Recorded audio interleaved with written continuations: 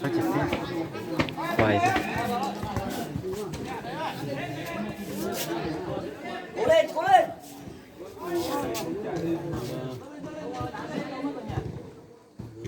Đồng chí chưa?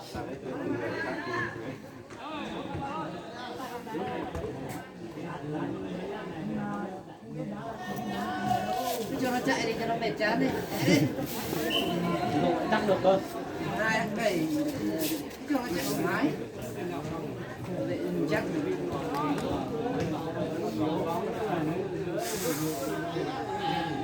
Đấy, em nữa thì cố gắng. Đá bóng rồi mày.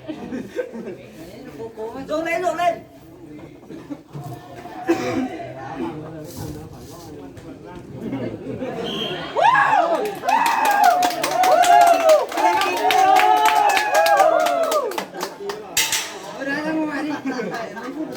Không ai phát tiếp theo à? Penalty, penalty. Mạnh đá lên, mạnh đá lên. Cho đông đá à? Đá đẹp đẹp cho nó. Em ơi, anh đừng vào.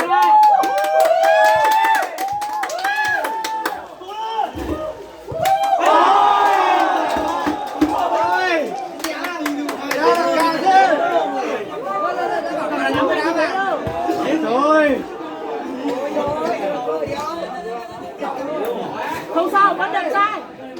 chắc một đàn cái gì đâu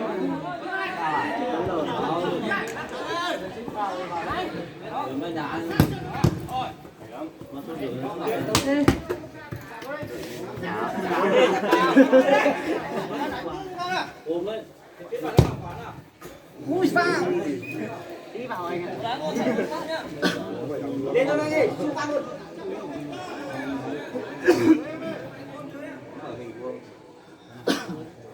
bé lại chấp cho nó luôn nó sợ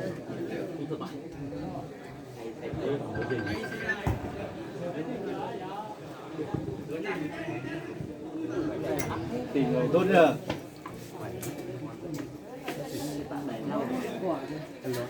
Hút như trâu đi. Cái gì trái phát là dạy luôn. Cái này còn đông người á. Cảm ơn. Số ngã cái xin số phòng nó luôn. Hầu như là đi lên trên. Thế không? Ơi.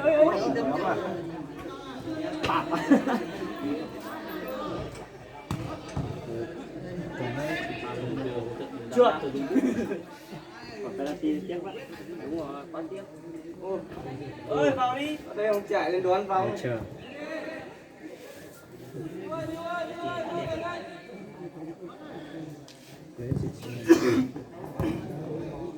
tin thắng một trận Yên nha. trận to Lăn xả. Làm như thế là đi.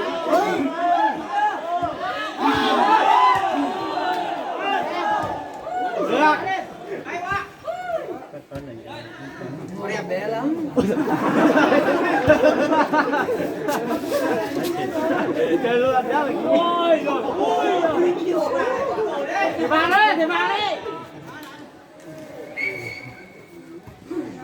đau ở đây kia Sút bóng ra ngoài đi. đau kia Đâu kìa, Tài ơi. Con mắt à? Sút bóng ra ngoài đi cơ. Không kìa. Chạy cho thấy.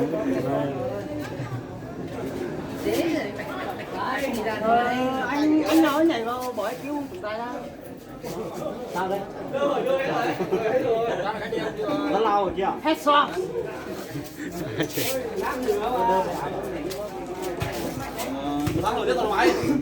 Muốn chú tay lấy cho Chạy vào đã. Biết chờ nữa rồi. Đâu? Đá của bác số mặt chưa? Xem đá rồi. Thế rồi. Đưa đó, đây có penalty đó.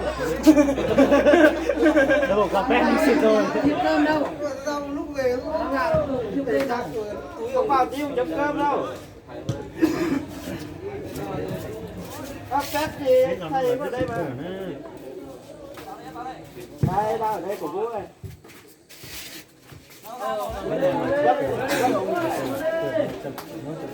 Vào đây hết rồi, chúng ta vẫn đi sang đánh nhau vào đây.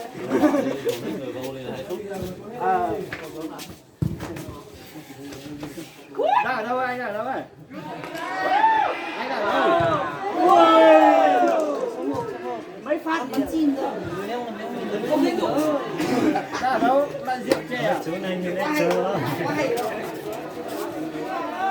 Nó mạnh quá đây à? Ôi, ôi nữa kìa.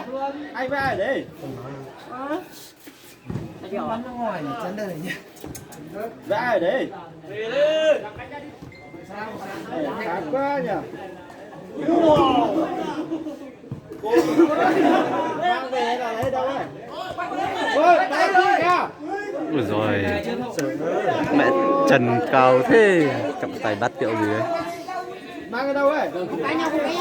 Chơi giật thôi. Trọng tài bắt rồi cứ chụp bắt liền là chót quay cứ chót quay liền. Mình thấy là bao sự mất tàu. Bắt chứ. Thành quả lên xe quá. Ai nghe nói gì? Môn thì biết luật sao ấy. Xịn quá. Lúc quả không phải là cố tình truyền về thì bắt đi. Sáng lần gần bóng. Khá xíu quá. Không biết luật sao đi thế. Vẫn hơi yêu tí. Ủa đấy là kia.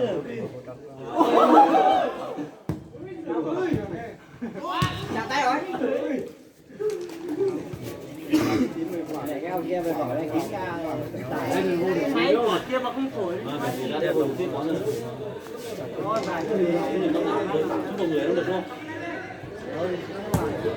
Mạnh được chân thì sao ấy.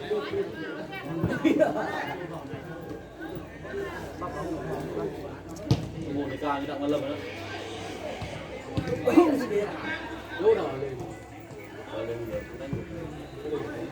Ui trời. Quá đẹp này. Ôi ra ngoài rồi.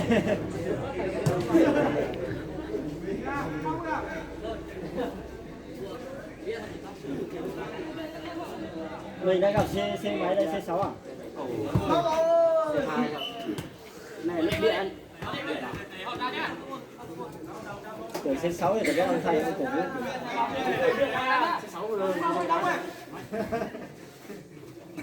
Đây cũng giật kim bay. Được, vẫn đẹp trai.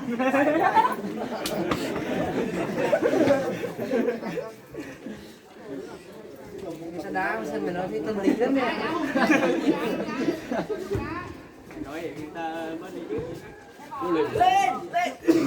Có gì kìa. Là đâu rồi, quả gì quả đấy à, đang hai.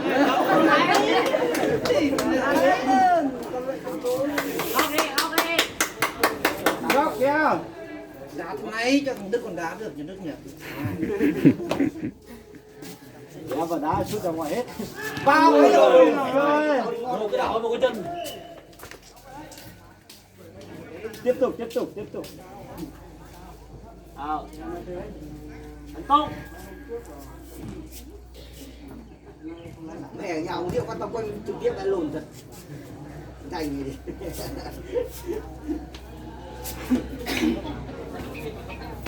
Đây đang đá.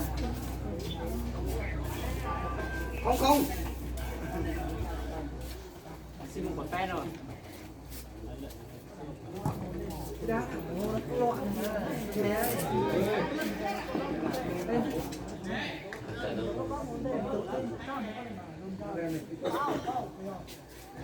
Được. Ôi. Lên. Sợ bóng rồi em sợ. Bốp xuống. 4 thằng thế kia, 5 thằng thế kia thì qua cái tiếng.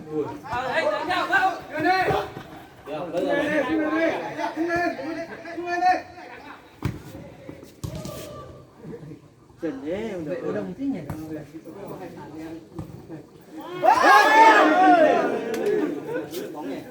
em hay sợ bóng Vậy tắm đi. Về tắm đi. Đó là sợ mày tắm đấy. cũng có thủ môn nha tụi nó đang có tất đi được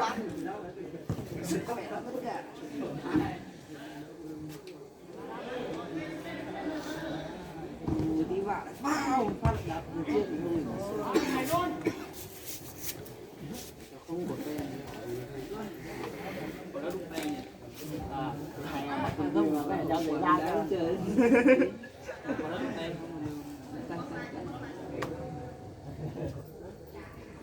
ông này phải dây luôn à ồ tắt à Đi luôn à. tất cả chơi Tất luôn gạch. Đi sân này nó tất luôn gạch. wow ôi rồi Đi qua thế rồi. cái gì đây cái gì đây bắt đầu đi tụi nó có tất đi rồi đi luôn ạ quán nào bốn phước á với anh Sài đấy à Bắt được sao đấy? Thầy có bắt được sao bạn đi? Vậy à? chắc lắm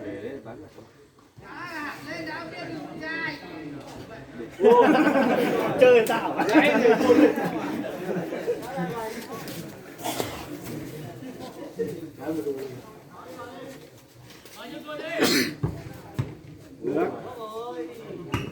chắc lắm bắt đấy thì rèn thấp thấp còn thì thôi Bắt trên lột.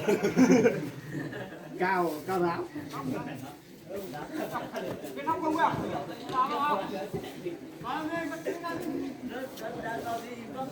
sau kìa sau này là đằng sau kìa cái đằng sau kìa đúng Biết rồi.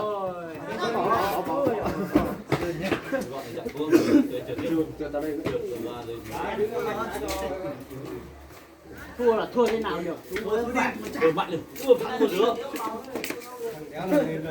Ôi giời. Sút thắng luôn.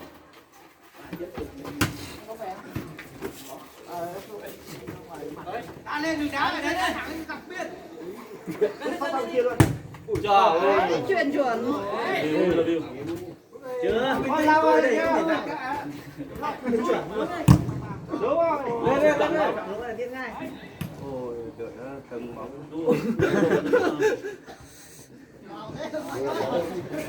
chắc phết đấy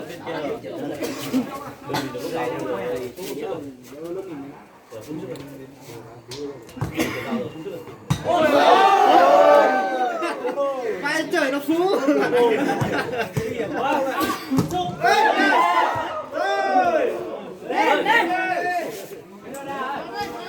lên luôn ôi đi trận này giờ cái phần người đi tạm nhập chúng nó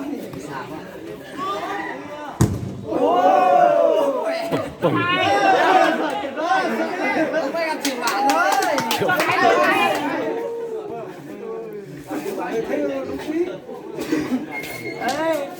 nó chết thật cỡ Từ lớp 12. mày đá ông phải ăn đi châu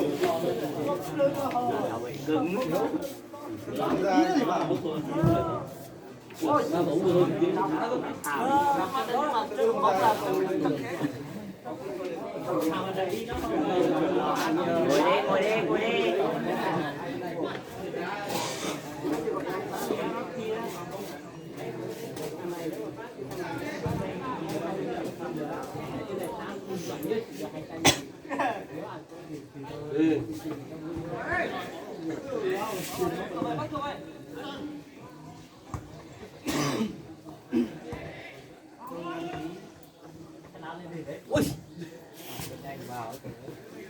hết bá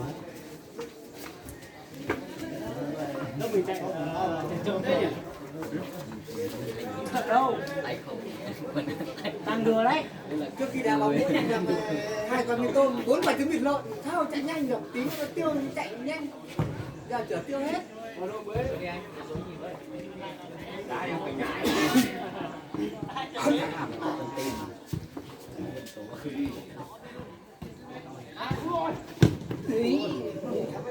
Bọn này nhìn thấy không? Phá thật mái. Đấy con là mảnh đấy. Con trẻ đó.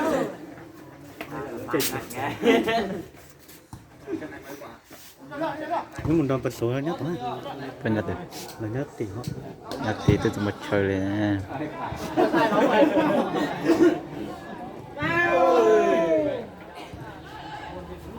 hai bóng xúc vào quả nóng được hai bóng xúc vào quả nóng được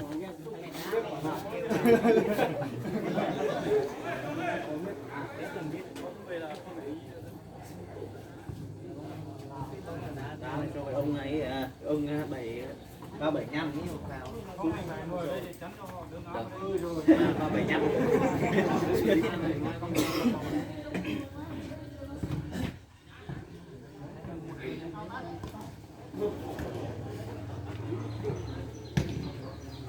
Kia hai kia.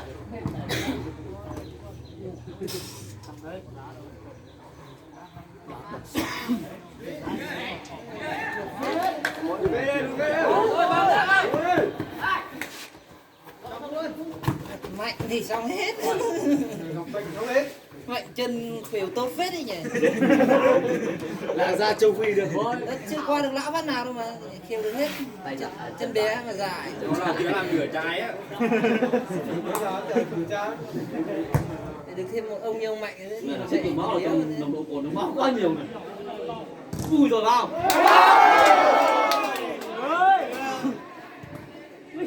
Tiếp thật sự.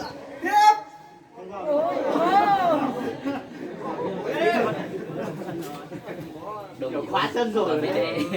Ơi, anh. Nếu qua được chân Mạnh thật. Bây giờ đó.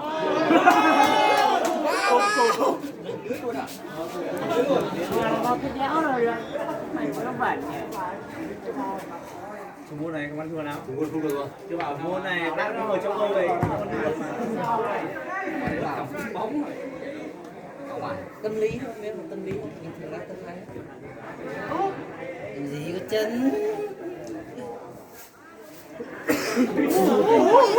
Cái đầu đó này ốm có một mặt cái kiểu đấy nhưng mà người này may thôi thì bóng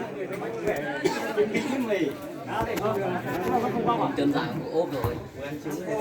chạy đéo thì thằng mẹ chịu thế thì lần sau nó ghê đéo dám tranh nữa. Thằng này phát sau gặp ông Mạnh là ghê đuối chất cả ba đời. Đã trượt chứ ốp chúng một phát này ghê ngay. Xuống luôn. Nhọc rồi đừng có tham bóng, vẫn bóng được rồi. Nhọc đừng tham, nhọc rồi. Nhà không có ai à? Người rất là đâu cả, không nhà chồng đây. Chấp không hồ vậy mà.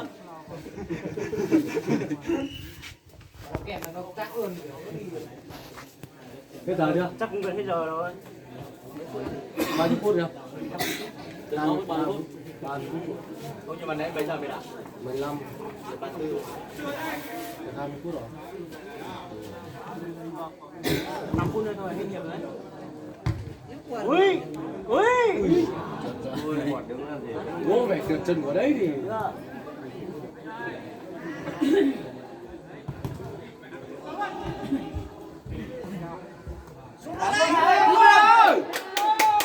Ui! Được phát xúc rồi, em rồi. Dạng như là chạy vòng vòng rồi, chúng nó không có lực mấy. Tiếp tục cắm luôn này. cơm, không cơm quá. Kèm nó động tác luôn mà. Đừng áp trái. Không cơm. Không nó gây ngay. Đó là cơm áp trái.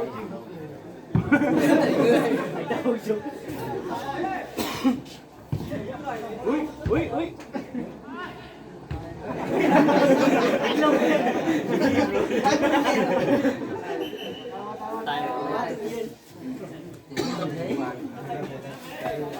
nhẹ nhàng thôi.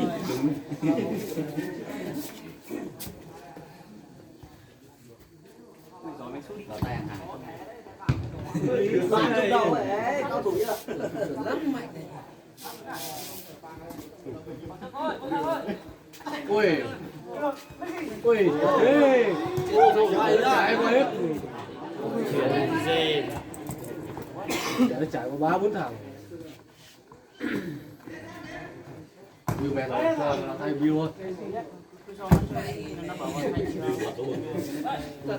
thay view anh thay view chạy ngồi mặt ở đường ôi điêu đâu Nhất tự sân đi.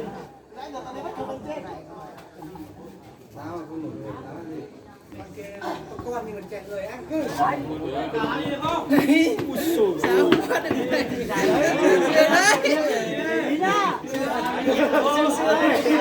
Tao lúc đầu không biết. giúp ơi Ôi, thoát xuống đây. Tôi không có tao đó rồi. อย่าตัวตามไม่ให้เรื่องตัวเป็นไม่ยัดจัดละแต่ตัวเป็นน่าจะแจ้งตัวต่อตัวเล่นตัวต่อใส่ต่อตัวต่อเลย Được một tay như ông này thì nó lên hết được. Mày có tay mày hôm nay cứng đấy. Đây cái kia. Nó toàn quân này toàn tuyển đấy, không phải đùa.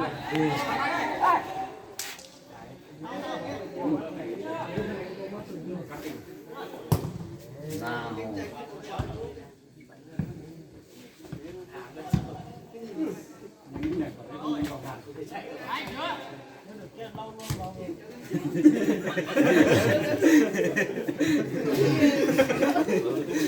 Chơi mấy phát.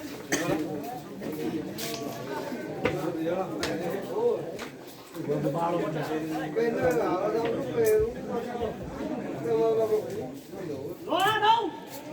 bắn đi bắn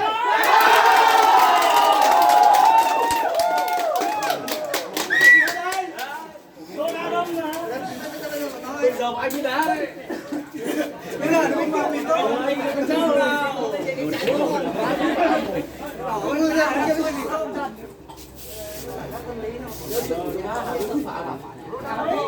Cưới đá được đây. biêu nó được đạn nó được vào đây Thái vào đây Thái cho Thái vào đây ta 7 năm ra đây ông ra 7 năm này đại của nó được năm nhất ra thì cái thay giữ những cái này ra bố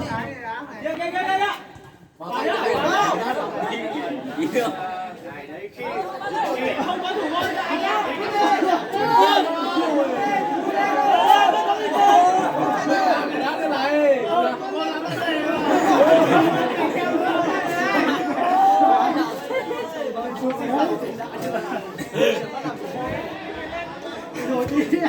ông ơi một năm không lên đã thế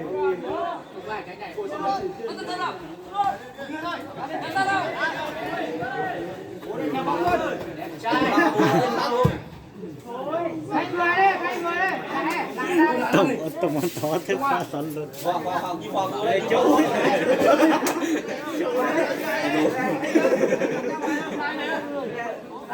bên này Tàn Châu đâu rồi Đá chưa? vậy lưu đời có cái chuyện đấy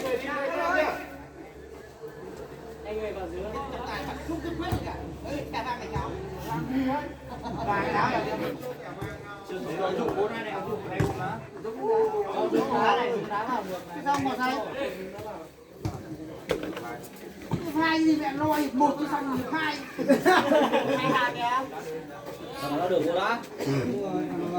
Đó thì chắc có người thì mình đang lợi thế của thì sắp biết được bò rồi sai được lợi thế của mình Ngọc à? ông lấy này Không quen đó không?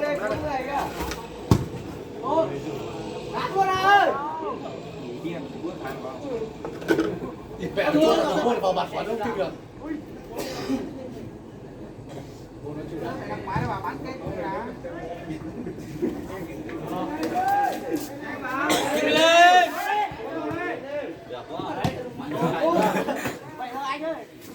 Tí cho mày uống rượu nhá. Đừng nóng cho một chai. Tí rồi thưởng nóng cho một chai rượu. Ôi khởi nha. Rượu có mày. Nhà kệ nó không cần đá biên kệ, không cần bỏ ra cho nó đá. Lên nhà đây. Nó đá vào máy kệ nó đá gì đâu mà. Đúng không? Thế hết rồi mà. Ui, tay rồi. Chạm tay rồi. Đây ơi. Đá đấy, nó đá. Con Tại đâu thối mà thua. Đá là thổi thôi, đừng dừng. Ôi.